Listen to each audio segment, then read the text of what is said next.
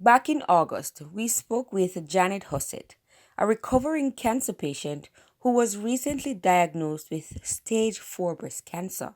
Ms. Hussett, an educator and mother of three, had a combination of chronic illnesses such as diabetes, hypertension, and high cholesterol.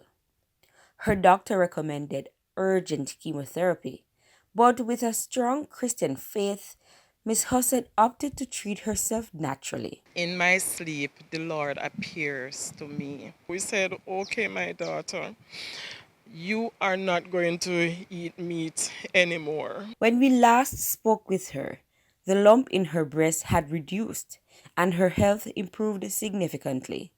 But if that wasn't good enough news, a visit to her doctor last month revealed the lump is gone. Doctor was there searching over the breast and he just couldn't find any lump.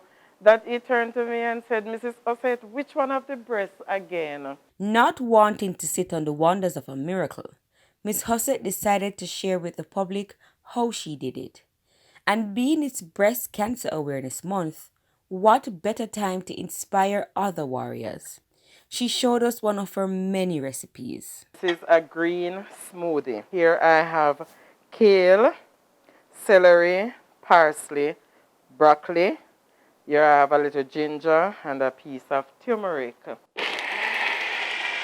the vegetables that I mainly eat, they are the type that really fights against cancer. And I use a lot of ginger, a lot of turmeric. In addition to her faith, Miss Hussett is also motivated by friends and family. No, she has no desire of returning to her former lifestyle. My God, I was a lover of pork.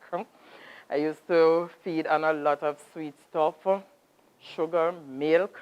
I don't have no dairy products anymore. My food is my medicine. Ms. Hussett says no matter which method of treatment cancer warriors choose, they must ensure they stay positive throughout their journey. Don't have to worry and fret yourself to death.